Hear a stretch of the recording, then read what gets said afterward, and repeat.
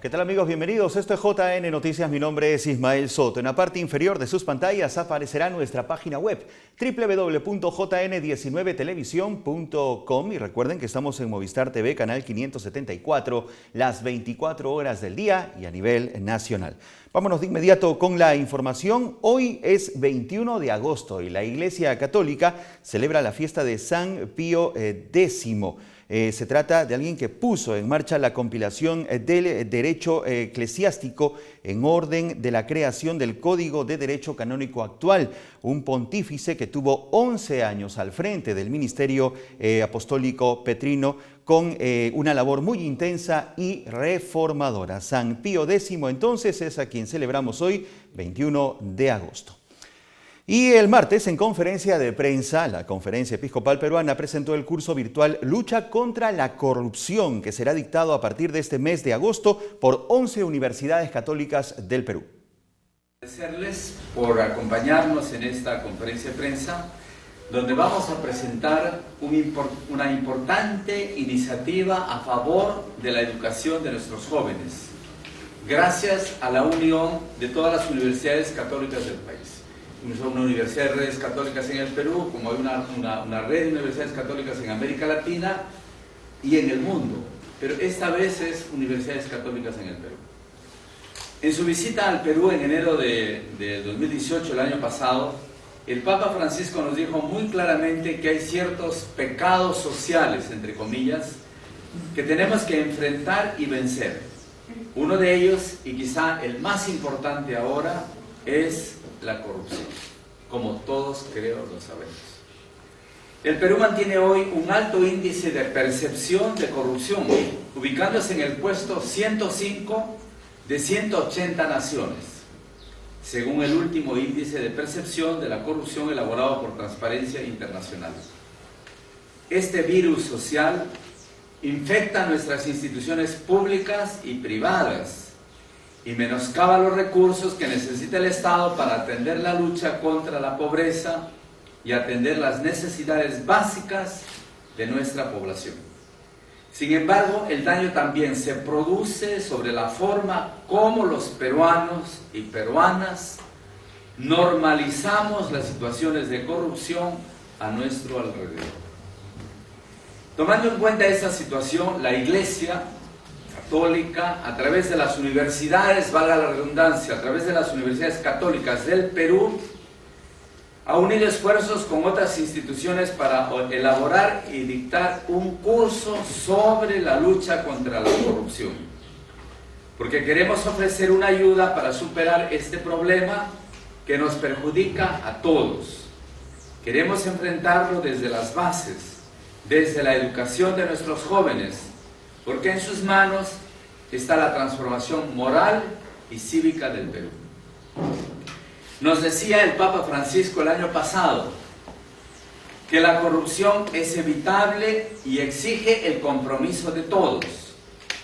Por eso tenemos que esmerarnos desde todos los ámbitos de la vida social para que nuestro país deje de ser un lugar de escándalos de corrupción. Muy bien, y tenemos otra información, amigos televidentes. Seguramente ustedes habrán visto por medio de las informaciones esta noticia. Una profesora de un centro educativo estatal del Callao fue agredida por sus alumnos en un hecho que ha sido registrado en video. En el registro publicado en internet se observa a los escolares gritándole a la docente e incluso en un momento le quitan sus pertenencias y amenazan con arrojar su teléfono celular. En otro momento se aprecia cómo la maestra retira del salón a uno de los alumnos agresores, pero este regresa violentamente golpeando la puerta pese a los esfuerzos de la docente.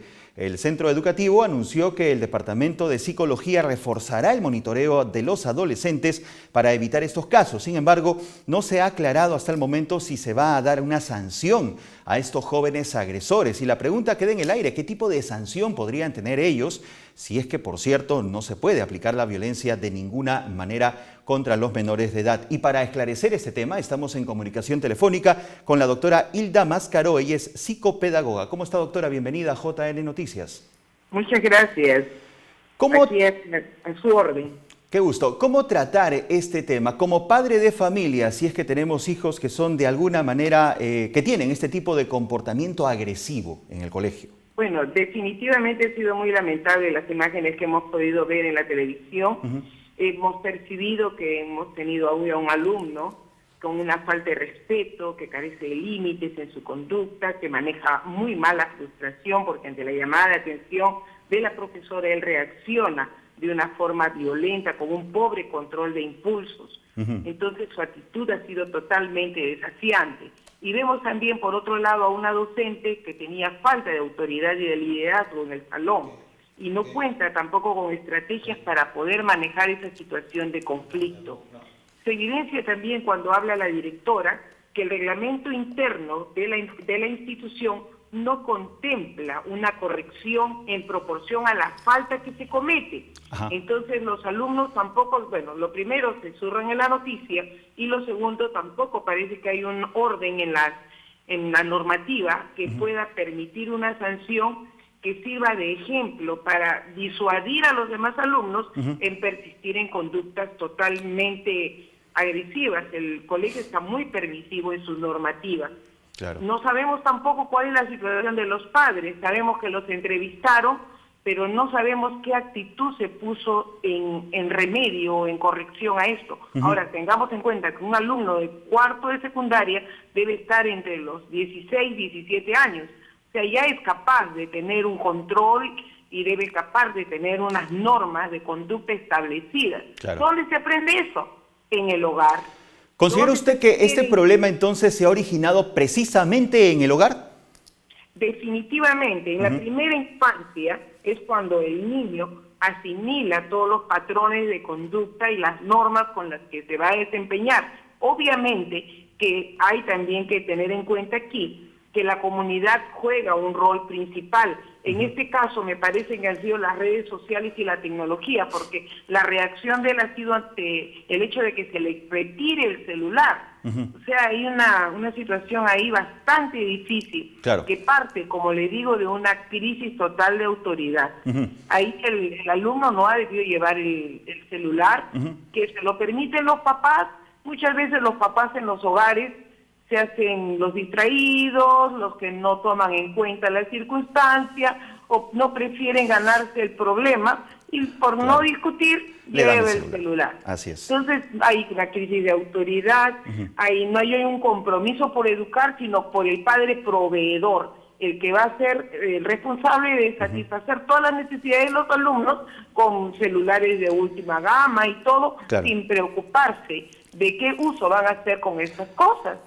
Su obligación del alumno es ir a estudiar. De todas maneras, nos queda en el aire, digamos, una cuestión. Es ¿qué tipo de sanción ejemplar se le podría aplicar a este muchacho, adolescente, por cierto, que ya debería tener reglas de conductas que provengan del hogar y que de pronto debería citarse, supongo, a los padres para aplicar ese tipo de sanción? ¿Por qué? Porque esto debe tener algún tipo de, digamos, sanción ejemplar frente a los demás alumnos, sin aplicar la violencia. Se supone que las actitudes o las conductas correctivas no deben, digamos, inhibir, maltratar o dañar el ego como se dice, la imagen del alumno y su autoestima. Correcto. Pero hay que tener en cuenta también que ya ha crecido demasiado. Yo estoy casi segura que este adolescente debe haber tenido antecedentes previos y esto ha sido un detonante.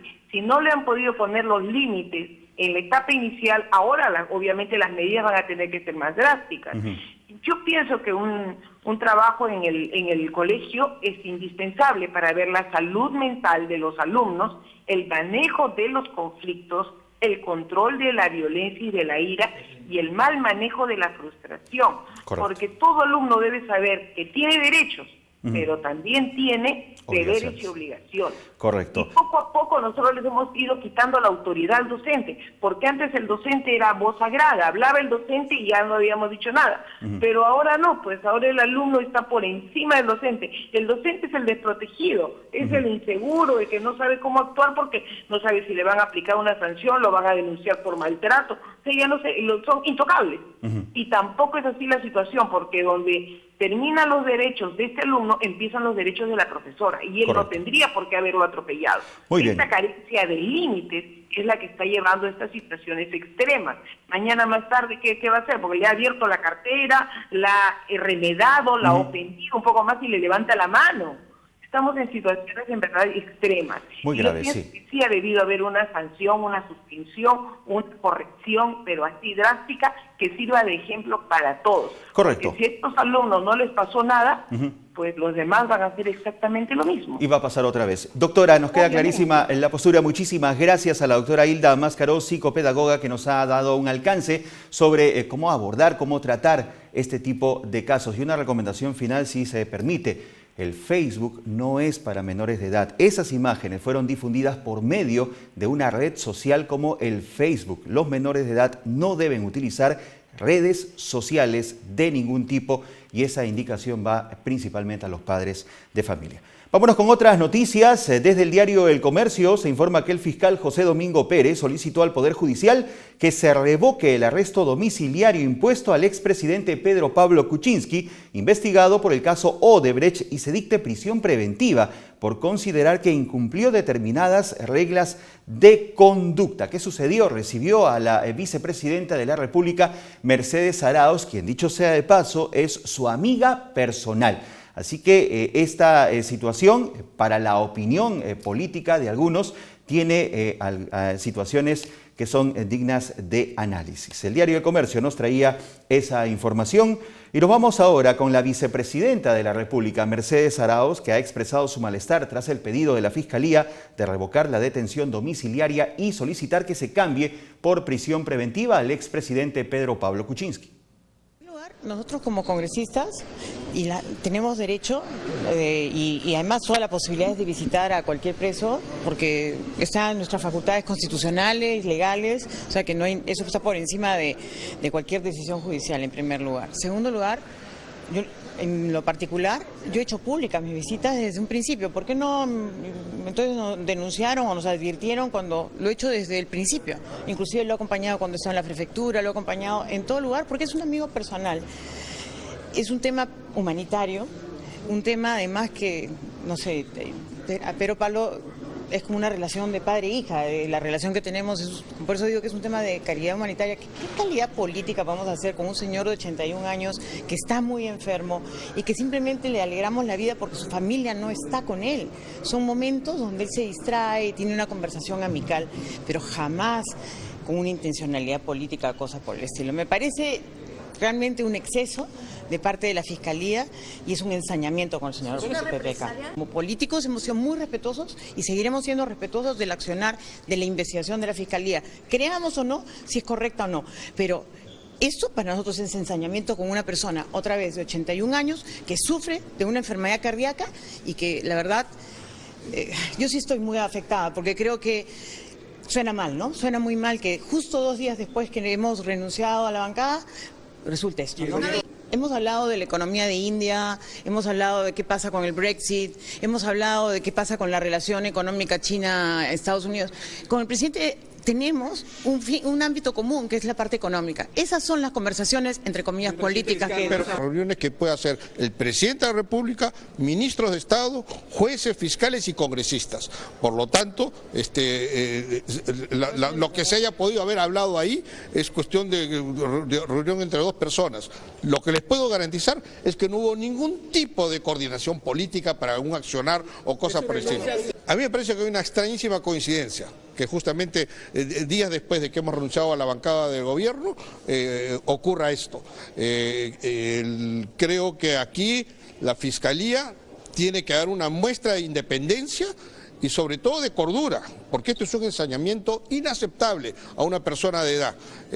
Aquí no se está buscando la justicia, aquí se está buscando perjudicar personalmente a alguien en un ensañamiento personal que nosotros denunciamos. Muy bien, amigos, recuerden que estamos en Movistar TV, canal 574, las 24 horas del día ya a nivel nacional. Hacemos una pausa, retornamos luego con más información para ustedes.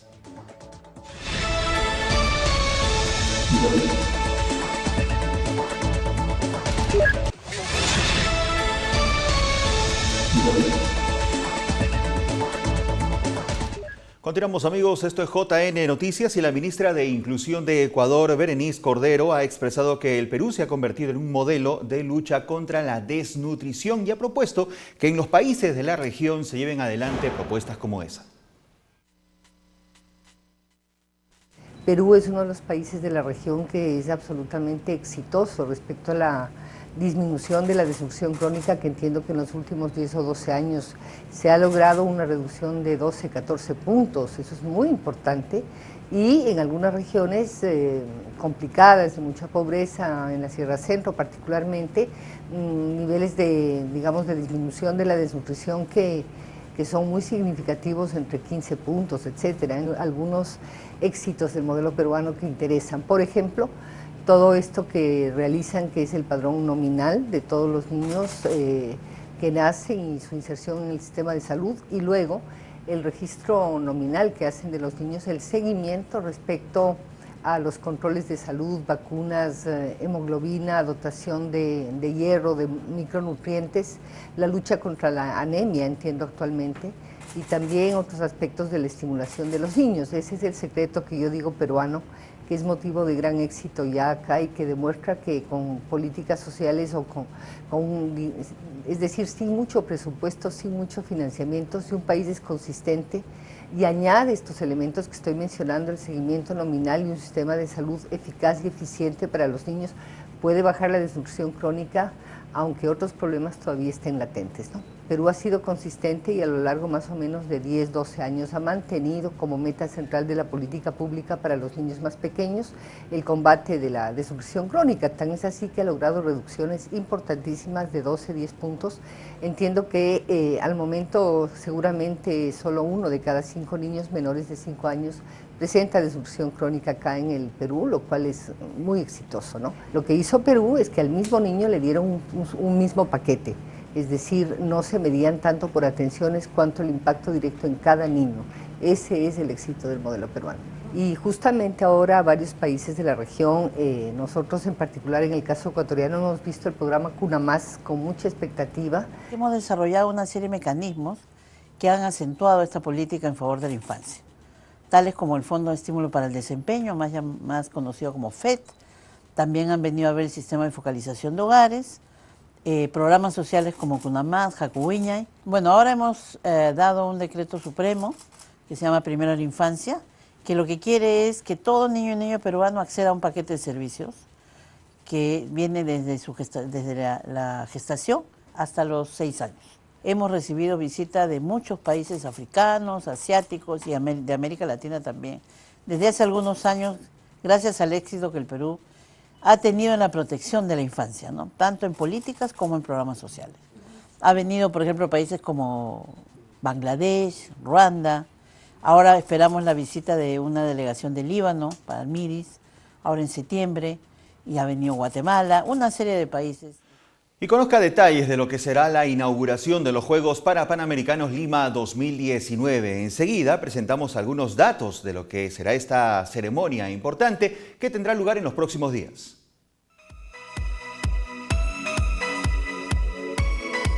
Llevamos un año con los preparativos desde que empezó a buscar la idea, conceptualizarlo, y estos 2 meses últimos ya trabajando directamente con el elenco peruano. Son aproximadamente unas 500 personas en que van a participar en diferentes momentos de la ceremonia. La ceremonia tiene 2 vertientes, todas las ceremonias tienen su parte protocolaria y su parte de espectáculo. En este caso yo he hecho que la parte protocolaria y la parte de espectáculo estén unidas entre ellas. Hay una parte que es la entrada de los atletas, el desfile, el gran momento, el gran desfile, el recibimiento de los personajes principales. Cuando entran los atletas van a ir a sus asientos, pero es que sus asientos están dentro del espacio escénico para seguir formando parte directa y viva, para que vivan el espectáculo en primera persona y como grandes protagonistas que son. Yo he llevado hacia ese posible, y me gustaría conseguirlo, y creo que lo estamos consiguiendo, y es que después de haber visto esta ceremonia las personas tengan una reflexión, puedan posiblemente cambiar su concepto de cómo ven a estas personas con discapacidad. Que no se pierdan esa emoción. Van a emocionarse y van a disfrutar en toda su espectacularidad que tiene la ceremonia. Es un secreto bien guardado y hay que guardarlo hasta el final.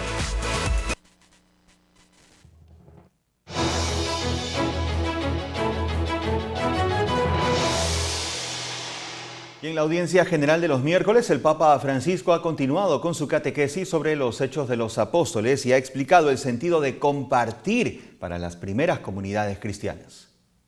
La comunidad cristiana nace de la efusión del Espíritu Santo y crece cuando comparte con los demás todo lo que posee.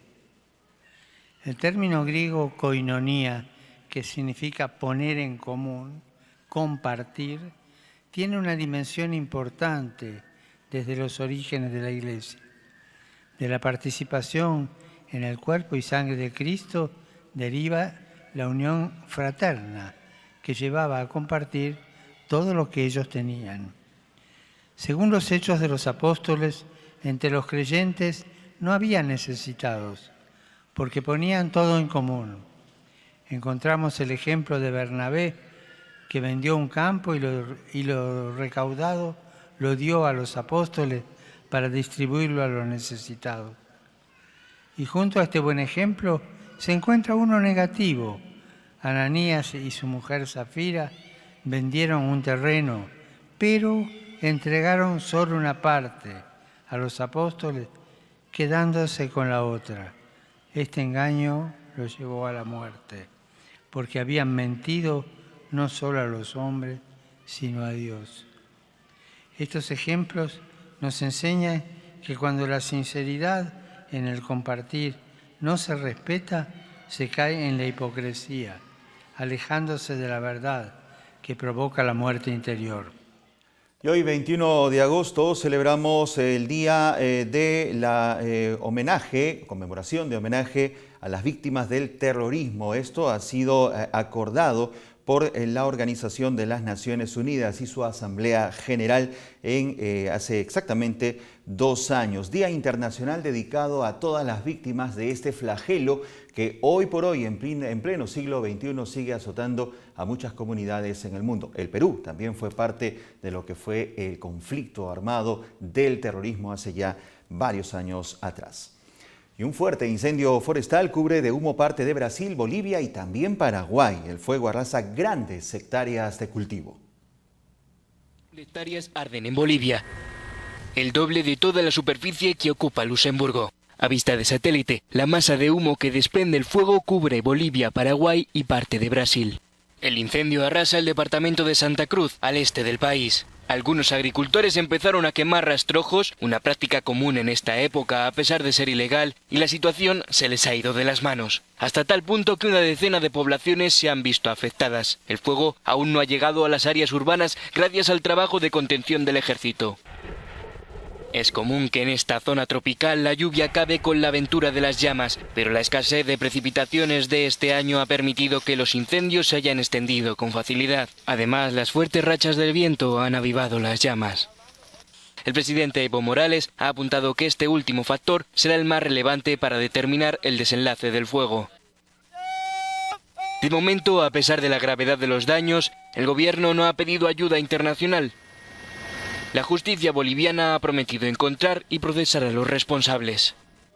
Información desde fuentes oficiales. La Corte Suprema de Victoria en Australia ha confirmado hoy la condena emitida en febrero en el juicio en primera instancia por abusos sexuales contra menores, contra el cardenal Pearl. Los abogados del purpurado disponen de 28 días para presentar la última apelación posible. La oficina de prensa de la Santa Sede ha señalado en un comunicado que confirma su cercanía a las víctimas de abusos sexuales y su compromiso de perseguir a los miembros del clero que son responsables de este hecho. Reiteramos, el tribunal australiano ha rechazado la apelación del cardenal Pearl.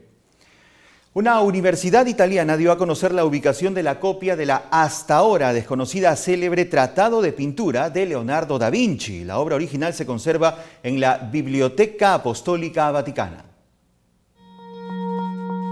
Esta universidad italiana ha dado a conocer el Codice Lauri, una copia hasta ahora desconocida del célebre Tratado de la Pintura de Leonardo da Vinci. La obra original descansa en la Biblioteca Apostólica Vaticana y es uno de sus tesoros. El códice, que ha salido a la luz, fue compuesto unos 150 años después. Aunque se trate de una copia, su estudio ofrece una oportunidad más para profundizar en el pensamiento del gran genio del Renacimiento.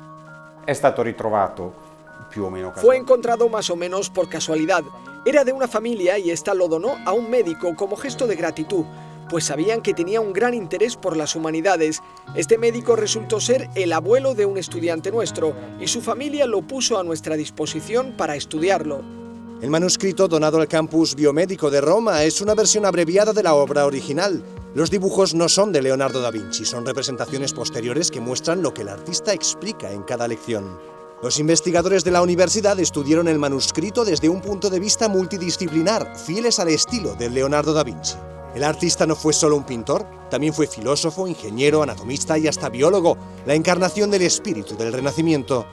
La primera vez que tuve el manuscrito en mis manos en la casa de esta familia, lo abrí y encontré esta frase: el blanco no es un color sino la suma de todos los colores. Esta frase es impresionante porque fue demostrada físicamente por Newton 150 años después. Leonardo tiene un modo multidisciplinar de afrontar la realidad, o mejor dicho, nosotros hoy en día decimos que es multidisciplinar. Cuando Leonardo se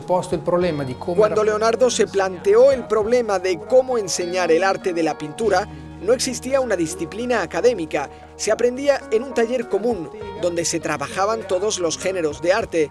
Con su maestro Verrocchio hizo escultura, pintura, estudiaba la perspectiva, se dibujaba. Leonardo intenta dar el primer paso en la formación de una disciplina académica. El Tratado de la Pintura fue el resultado de una genial intuición de Francesco Melzi, el discípulo de Leonardo da Vinci. Tras la muerte del artista, decidió recopilar y ordenar los apuntes de su maestro. De este modo, permitió que la sabiduría de Da Vinci llegara hasta nuestros días, 500 años después de su fallecimiento. Y entre los 5 países del mundo con mayor número de católicos se encuentran, entre otros, Brasil, México, Filipinas, Estados Unidos e Italia. La televisión de la Santa Sede ha hecho un recuento informativo sobre este tema. Durante la última década, América Latina se ha convertido en la zona del mundo con más católicos, y es que allí hay 2 grandes países que encabezan el número de bautizados en el mundo. El primero es Brasil, con 170 millones de católicos, alrededor del 64% de la población. Precisamente Brasil fue el primer país que visitó el Papa Francisco. Fue en julio de 2013 a Río de Janeiro, para quizá la Jornada Mundial de la Juventud más multitudinaria de la historia. Asistieron casi 3 millones de personas. El segundo de la lista es México. Con sus 111 millones de católicos, el 77% de la población, es el segundo país con mayor número de bautizados. Hace solo 3 años el Papa viajó hasta allí y mantuvo encuentros con millones de personas. El tercer país está en Asia.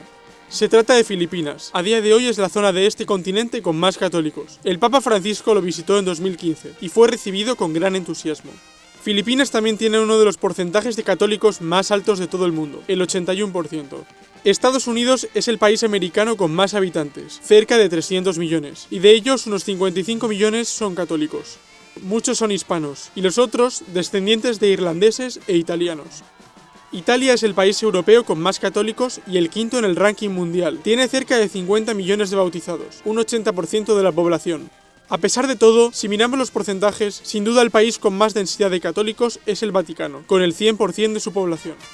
Periodistas asiáticos anunciar los valores evangélicos y alejarse de las noticias falsas. Es la información que nos trae esta página web. Compromiso tras el encuentro de Signis en Asia. Se han comprometido los hombres de prensa de esta parte del planeta a anunciar los valores evangélicos y dejar de lado las noticias falsas, como en su momento lo ha hecho saber y ha invocado el Papa Francisco durante sus alocuciones. Bien, y nos vamos con el mensaje que el Papa Francisco precisamente ha dejado hoy en su cuenta en Twitter para todos nosotros, y es el siguiente. Se necesita más fuerza para reparar que para construir, para recomenzar que para iniciar, para reconciliarse que para llevarse bien. Esta es la fuerza que Dios nos da. Sigan al Papa Francisco en @pontifex_es. Amigos, es todo por hoy. Gracias por su preferencia. Nos reencontramos Dios mediante mañana. Sigan en JN19. España.